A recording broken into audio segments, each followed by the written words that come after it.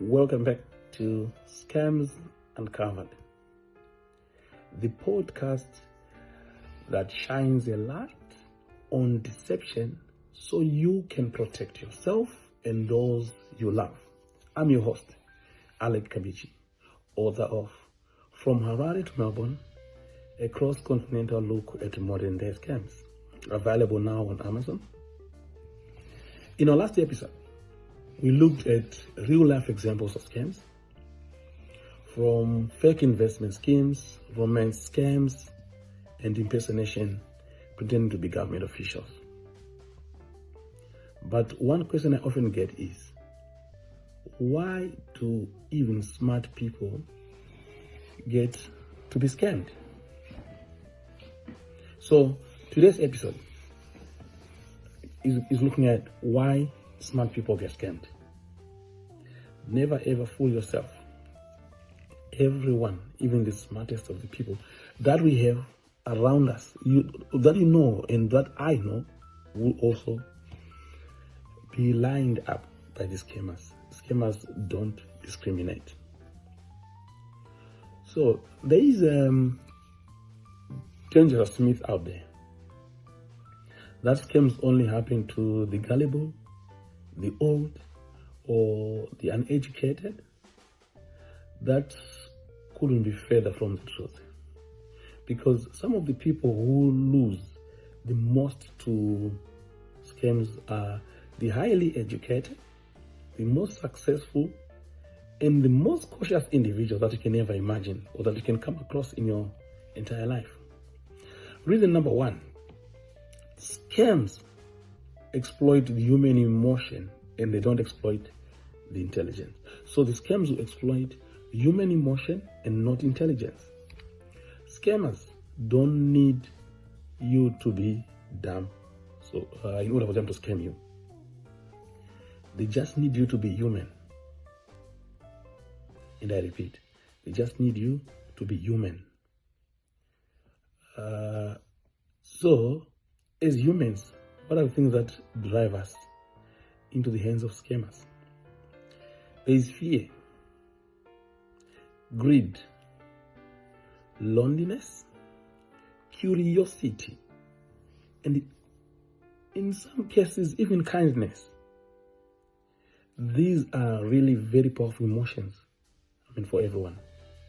So scammers are the master manipulators of these feelings.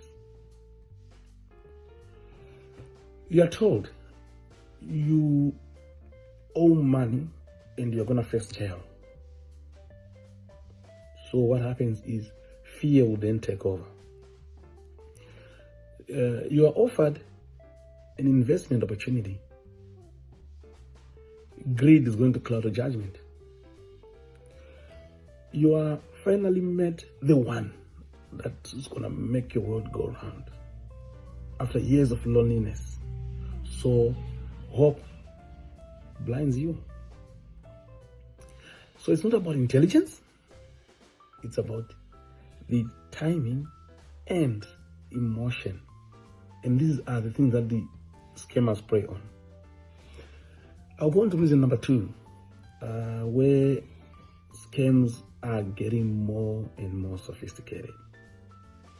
Gone are the days of badly written email, because once it's badly written, we could easily pick it up. And gone from, those emails you could tell the English and everything is bad. And now with the use of AI and a lot of other tools, those fake emails will never be as badly written as they were in the past. So today's scams, they look very, very professional. How? They create polished websites. You get a website, you get onto the website, you see a well-polished website with WhatsApp chat, return number, physical address, beautiful pictures, office setup, and official-looking emails come out from there. Phone calls even mimic government phone numbers. They come out of those buildings. Documents that appear very legitimate can be sent to you via email. and you won't even notice anything that looks not in line. So even the IT experts struggle to spot some of these scams because they are so crafted to look legitimate at a glance. Once you see a government form and it looks like a government form that you have seen, you are bound to think it is genuine.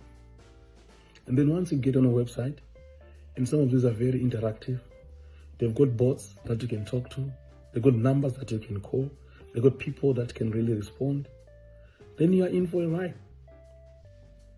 So I'll move on to the other thing. It's reason number 3, where I'll call it the confidence bias. Reason number 3 is the confidence bias. Many people, especially those who are successful or hold positions of power, they believe, you know what they believe? They believe that they're too smart to be scammed.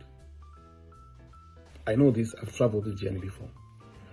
The overconfidence makes these people who are successful or who hold positions of power, the confidence makes them ignore the red flags. So what happens is they're not going to seek advice because they think they already know better. And that's exactly what scammers are hoping for. So, the final thought about all this. Scams don't discriminate. They attack your emotions, they exploit your trust, and they prey on your humanity. Awareness is your best defense. That's why I encourage you to grab a copy of my book, From Harare to Melbourne, a cross-continental look at modern-day scams. It's packed with insights and strategies to help protect you and your loved ones. And it's available now on Amazon.